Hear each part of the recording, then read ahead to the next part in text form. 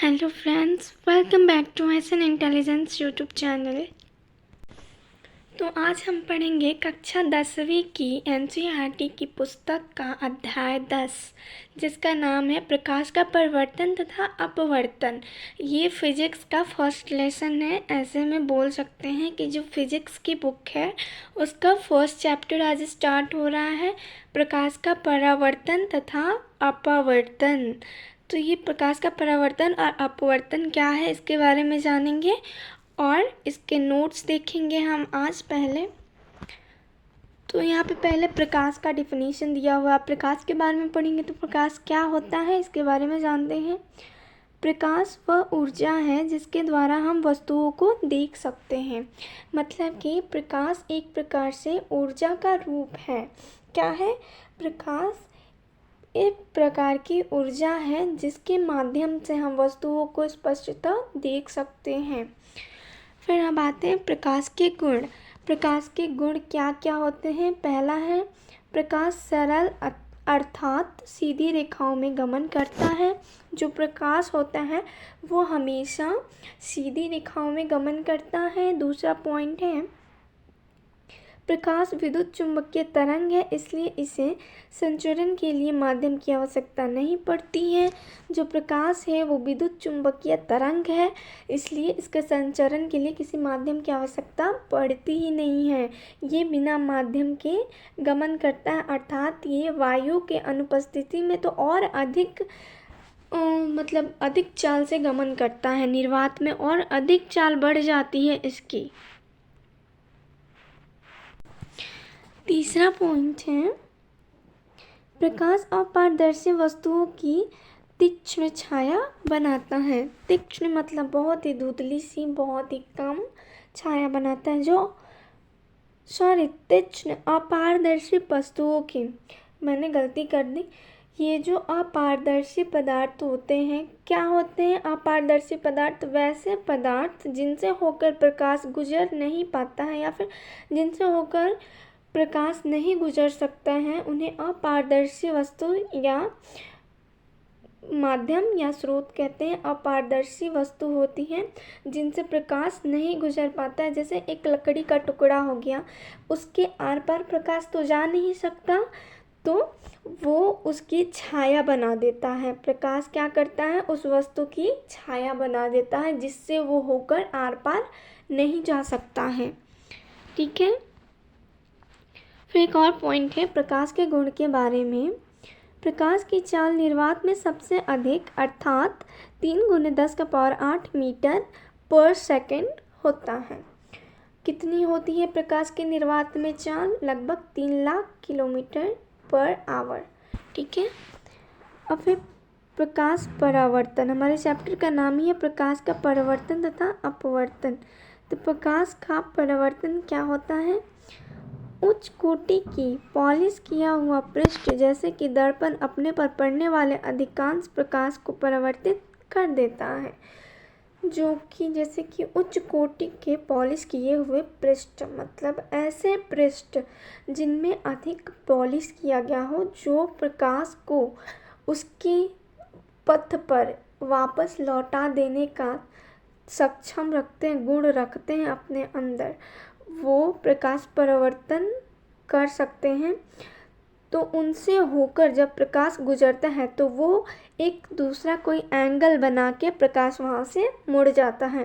प्रकाश परावर्तन का सटीक डिफिनेशन ये हुआ कि किसी प्रकाश के किरण पुंज के दर्पण से टकराकर उसके पुनः लौटने की प्रक्रिया को प्रकाश परावर्तन कहते हैं। अब परावर्तन के 2 नियम होते हैं। कितने नियम होते हैं? 2। और अपवर्तन के भी 2 ही नियम होते हैं। तो पहले प्रकाश परावर्तन पढ़ रहे हैं तो इसके नियम देख लेते हैं। पहला नियम है आपतन कोण परावर्तन कोण के बराबर होता है। ये जो पहला नियम है क्या कह रहा है? जो आपतन कोण है वो परावर्तन कोण के बराबर ही होता है। दूसरा नियम है आपतित किरण दर्पण के आपतन बिंदु पर अभिलंब तथा परिवर्तित किरण सभी एक ही तल में होते हैं। हम यूँ कह सकते हैं कि आपतित किरण, अपवर्तित किरण तथा आपतन बिंदु पर डाला गया अभिलंब तीनों एक ही समतल में या तल में होते हैं। क्या कह सकते हैं? आपतित किरण, अपवर्तित किरण तथा आपतन बिंदु पर डाला गया अभिलंब तीनों एक ही समतल या तल में होते हैं।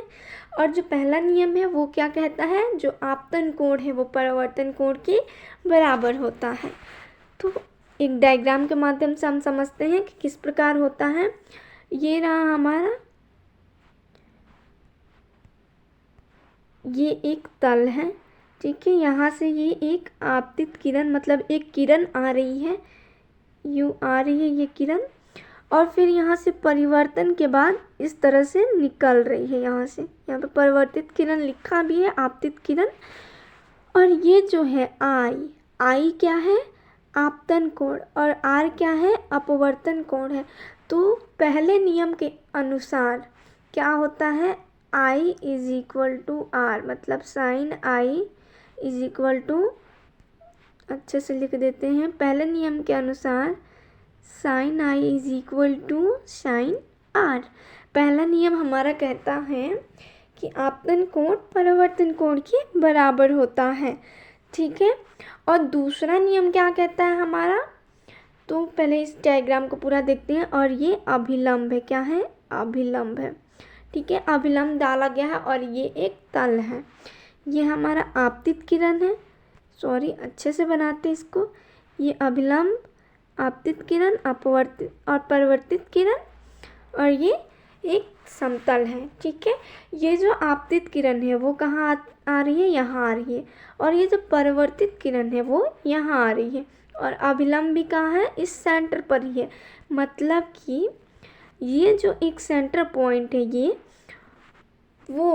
ये आपतित किरण, परिवर्तित किरण और अभिलंब तीनों को एक पास जोड़ रहा है।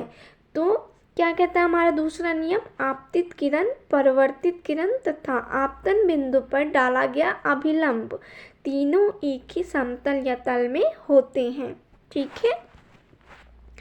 अब हमने पढ़ा था कि जो प्रकाश है वो अपारदर्शी वस्तुओं की छाया बना देता है। क्या बना देता है? छाया बनाता है, या नहीं, जिससे होकर वो गुजर ही नहीं पाता, वो क्या करता है? उस वस्तु की छाया बना देता है। तो उस छाया को हम क्या कहते हैं? प्रतिबिंब। बिंब का प्रतिबिंब। बिंब किसे कहते हैं? किसी भी वस्तु, सामान्य वस्तु या ठोस वस्तु को क्या कहते हैं? बिंब कहते हैं। और उसी बिंब का जो प्रतिरूप बनता है उसे प्रतिबिंब कहते हैं, ठीक है। अब जानेंगे प्रतिबिंब क्या होता है, डिफिनेशन से देखते हैं हम। प्रतिबिंब वहाँ बनता है जिस बिंदु पर कम से कम दो परिवर्तित किरणें प्रतिच्छेदित होती हैं या प्रतिच्छेदित प्रतीत होती हैं। ये आपको समझ में नहीं आएगा, मैं अपने लैंग्वेज में आपको समझाती हूँ। प्रकाश, किसी दर्पण से परिवर्तन के बाद प्रकाश की किरणें जिस भी बिंदु पर मिलती हैं या मिलती हुई मालूम पड़ती हैं उसे हम वस्तु का प्रतिबिंब कहते हैं। क्या कहते हैं? प्रतिबिंब। डिफिनेशन क्या है? प्रकाश के किरणों का दर्पण से परिवर्तन के बाद प्रकाश किरणें जिस भी बिंदु पर मिलती हैं, वास्तव में मिलती हैं या मिलती हुई प्रतीत होती हैं, उस बिंदु को उस बिंब का प्रतिबिंब कहते हैं। अब प्रतिबिंब भी दो प्रकार के होते हैं। पहला वास्तविक प्रतिबिंब और एक काल्पनिक या आभासी प्रतिबिंब होता है, जिसके बारे में अब हम पढ़ेंगे। तो आइए देखते हैं। ये रहा हमारे पास डायरेक्टली अंतर स्पष्ट किया हुआ है, वास्तविक प्रतिबिंब और आभासी प्रतिबिंब। ये पहला पॉइंट कहता है वास्तविक प्रतिबिंब में यह तब बनता है जब प्रकाश की किरणें वास्तव में प्रतिच्छेदित होती हैं। अर्थात ये कहना ये चाहता है कि किसी भी बिंब का वास्तविक प्रतिबिंब तब बनता है जब किरणें दर्पण से परावर्तन के बाद वास्तविक रूप में प्रतिच्छेदित होती हैं, एक बिंदु पर कटती हैं या मिलती हैं वास्तव में, तब वास्तविक प्रतिबिंब बनता है। और आभासी प्रतिबिंब क्या बोलता है? यह तब बनता है जब प्रकाश की किरणें प्रतिच्छेदित होती प्रतीत होती हैं। ये जो आभासी प्रतिबिंब है ये कब बनता है? जबकि दर्पण से परावर्तन के बाद किरणें सिर्फ आभासी रूप से मिलती हैं या हमें सिर्फ आभास होता है कि हाँ वो प्रतिच्छेदित हो रही हैं, किंतु वो वास्तव में नहीं होती हैं। तब आभासी प्रतिबिंब प्राप्त होता है। दूसरा पॉइंट है, सेकेंड वन इज दैट इसे पर्दे पर प्राप्त किया जा सकता है। जो वास्तविक प्रतिबिंब है उसे पर्दे पर भी प्राप्त किया जा सकता है और आभासी प्रतिबिंब को पर्दे पर प्राप्त नहीं किया जा सकता है। फिर थर्ड पॉइंट क्या है, वास्तविक प्रतिबिंब उल्टा बनता है। जो वास्तविक प्रतिबिंब है वो वस्तु के सापेक्ष उल्टा बनता है, ठीक है, और आभासी प्रतिबिंब वस्तु के सापेक्ष सीधा बनता है। क्या होता है, जो वास्तविक प्रतिबिंब है वो वस्तु के प्रति या वस्तु के सापेक्ष उल्टा बनता है, जबकि आभासी प्रतिबिंब वस्तु के सापेक्ष सीधा बनता है। एक और अंतर है, वास्तविक प्रतिबिंब अवतल एवं उत्तल दोनों दर्पणों द्वारा प्राप्त किया जा सकता है, किंतु जो आभासी प्रतिबिंब है वो सिर्फ किस दर्पण से प्राप्त किया जा सकता है, उत्तल दर्पण से। सिर्फ उत्तल दर्पण द्वारा ही प्राप्त किया जा सकता है आभासी प्रतिबिंब, या तो काल्पनिक प्रतिबिंब कह सकते हैं, और जो वास्तविक प्रतिबिंब है उसे दोनों कोलीय दर्पणों द्वारा प्राप्त किया जा सकता है। दर्पण क्या होते हैं इसके बारे में हम आगे पढ़ने वाले हैं इसी वीडियो में। अब ये एक डायग्राम दिया हुआ है, समतल दर्पण द्वारा प्राप्त प्रतिबिंब या बना प्रतिबिंब। अक्सर हम परिवर्तन के नियमों को समझाने के लिए समतल दर्पण का ही प्रयोग करते हैं। किसका प्रयोग करते हैं, समतल दर्पण का। क्यों, क्योंकि ये एक बराबर समतल में होता है, जिससे किरणों का जो है कटान बिंदु हमें स्पष्टतः दिख पाता है और उसका जो मापन प्रणाली है उसका प्रयोग हम आसानी से कर पाते हैं। यहाँ पे एक AB वस्तु रखी गई है जिसका प्रतिबिंब दर्पण से परावर्तन के बाद आभासी रूप में प्राप्त होता है, जिसे A-B- द्वारा डिनोट किया गया है। यहाँ पे ये जो प्रतिबिंब डॉट का साइन दिख रहा है, ये क्या है, ये आभासी प्रतिबिंब प्राप्त हुआ है, ठीक है। अब ये समतल दर्पण द्वारा प्राप्त प्रतिबिंब कैसा होता है, ये अब यहाँ पे बताया हुआ है। देखिए, मैंने जैसे बताया कि आभासी है और A-B- के रूप में दर्शाया गया है। जो समतल दर्पण द्वारा प्रतिबिंब प्राप्त होता है वो अक्सर वस्तु के बराबर ही होता है। जितनी बड़ी वस्तु होती है समतल दर्पण द्वारा उतनी ही बड़ी प्रतिबिंब उसकी प्राप्त की जा सकती है, ना तो उससे छोटी होगी और ना ही उससे बड़ी होगी। यदि ऐसा होता है कि समतल दर्पण द्वारा वस्तु की बड़ी प्रतिबिंब प्राप्त की जा रही है या छोटी प्रतिबिंब, तो वो दर्पण समतल दर्पण नहीं है, क्योंकि समतल दर्पण वस्तु के बराबर ही आभासी प्रतिबिंब देता है, ठीक है। यहाँ पे पॉइंट करके दिया हुआ है। आभासी एवं सीधा होता है। जो समतल दर्पण द्वारा प्राप्त प्रतिबिंब होता है वो आभासी एवं वस्तु के सापेक्ष सीधा होता है। प्रतिबिंब का आकार वस्तु के आकार के बराबर होता है। मैंने इन सब पॉइंट्स का जिक्र कर दिया है। प्रतिबिंब दर्पण के उतने पीछे बनता है जितनी वस्तु की दर्पण से दूरी होती है। ये मैंने मिस कर दिया था, लेकिन आपको यहाँ मिल गया। प्रतिबिंब दर्पण के उतनी ही पीछे बनता है जितनी दूरी पर वो वस्तु दर्पण से रखी गई होती है, अर्थात जो वस्तु दूरी होती है वो दर्पण से जो वस्तु की दूरी होती है वही प्रतिबिंब की भी दर्पण से दूरी होती है। प्रतिबिंब पार्श्व व परिवर्तित होता है। अब पार्श्व व परिवर्तन क्या है, ये जो यहाँ पे पॉइंट आया इसको जान लीजिए। इसमें वस्तु का दायां भाग बायां प्रतीत होता है और बायां भाग दायां। जब हम आईने में देखते हैं तो हमें लगता है कि जो हमारा बायां भाग है, आईने में नहीं, किसी दूसरा कोई एग्जाम्पल अभी दिख नहीं रहा है, लेकिन इतना आप समझ लीजिए, जब हम किसी वस्तु को इस प्रकार से देखते हैं तो लगता है कि उसका जो दायां वाला हिस्सा है वो बायां हिस्सा है और जो बायां वाला हिस्सा है वो दायां हिस्सा है, लेकिन असल में ऐसा होता नहीं है। ये पार्श्व परिवर्तन होता है। ठीक है, अब पढ़ेंगे गोलीय दर्पण। और जो गोलीय दर्पण होते हैं वो दो प्रकार के होते हैं। कौन कौन से? अवतल और उत्तल दर्पण, इन्हीं के बारे में हमें पढ़ना है। गोलीय दर्पण का परावर्तक तल अंदर की ओर या बाहर की ओर वक्रित होता है। जो गोलीय दर्पण का परावर्तक तल या समतल होता है वो अंदर की ओर होता है या तो बाहर की ओर वक्रित होता है, निकला हुआ होता है। गोलीय दर्पण जिसका परावर्तक पृष्ठ अंदर की ओर अर्थात गोले के केंद्र की ओर वक्रित है वह अवतल दर्पण कहलाता है। जो गोले के केंद्र की ओर वक्रित है अर्थात जो अंदर की तरफ मुड़ता हुआ रहता है,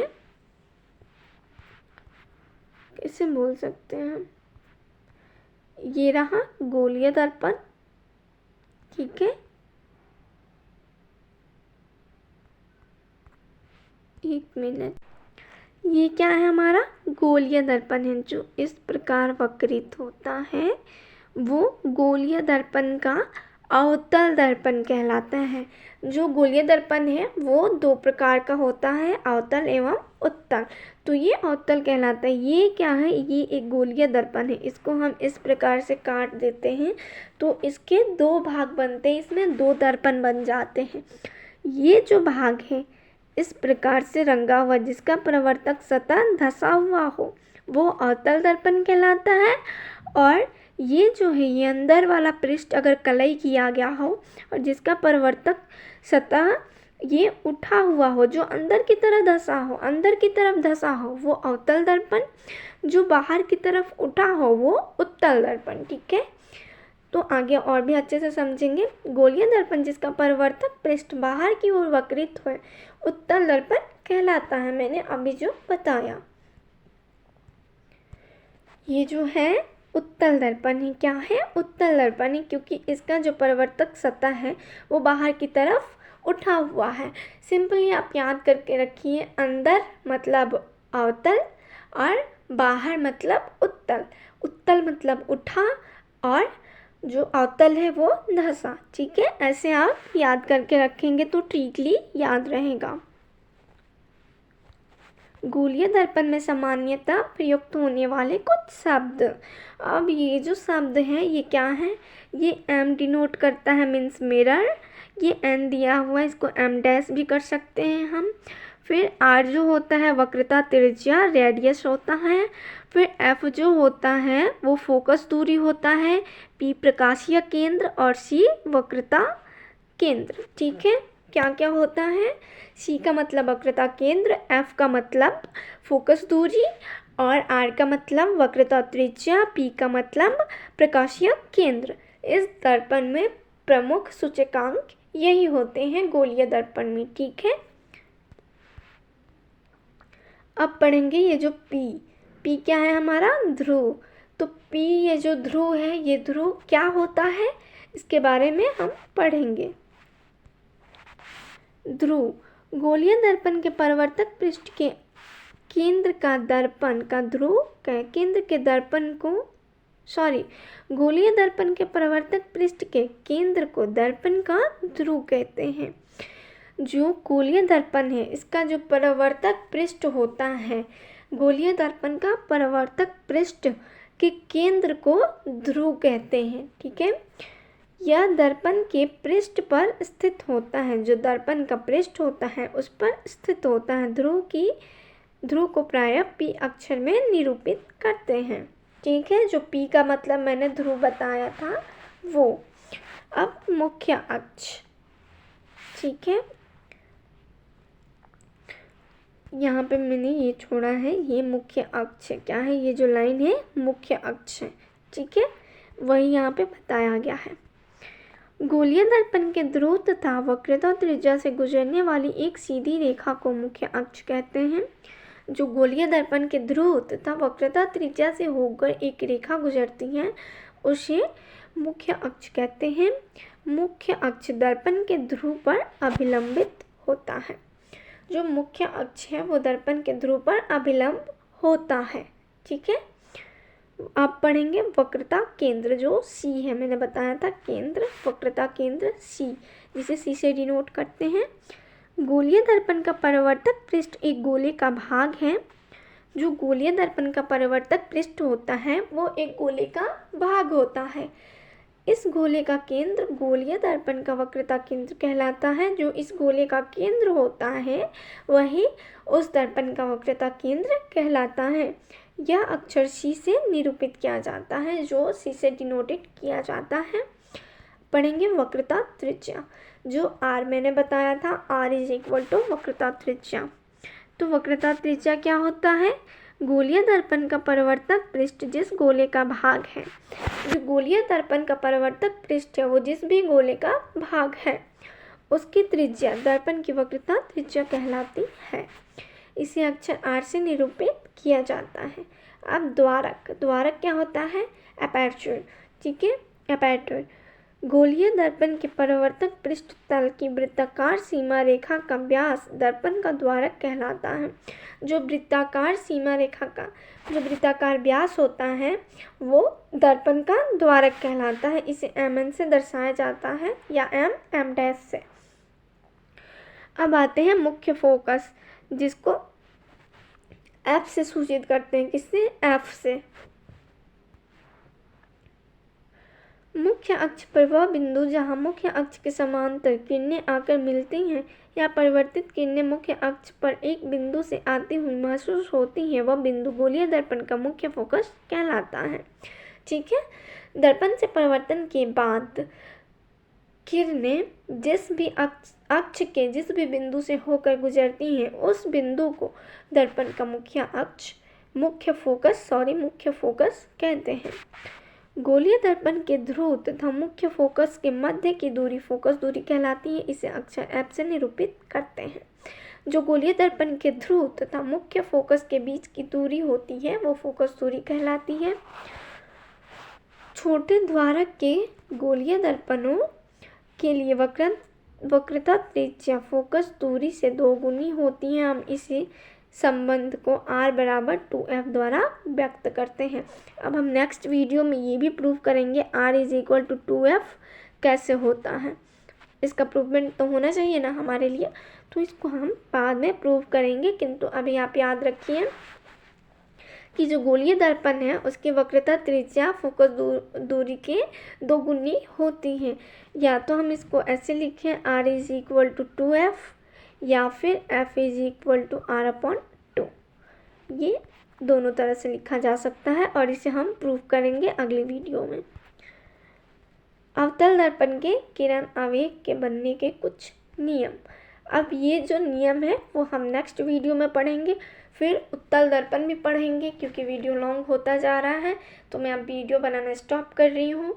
टाइम भी काफ़ी हो चुका है और मेरे सोने का टाइम हो चुका है। इसलिए students bye and take care. पढ़ाई अच्छे से किया करें। आप सभी से बहुत सारी उम्मीदें लगाकर आपके पेरेंट्स बैठे हुए हैं। आप भी एक स्ट्रेंथ बना लीजिए कि आपको कितने % मार्क्स चाहिए। मैं तो आपसे हमेशा यही उम्मीद रखूँगी कि अब 95% आपको लाना है। तो आप सभी को बहुत बहुत धन्यवाद इस वीडियो को देखने के लिए। SN इंटेलिजेंस यूट्यूब चैनल की तरफ से आप सभी को बहुत बहुत धन्यवाद। हमें सपोर्ट करिए, वीडियो को लाइक और शेयर भी कर दिया करो यार। सब्सक्राइब भी कर दो चैनल को। धन्यवाद।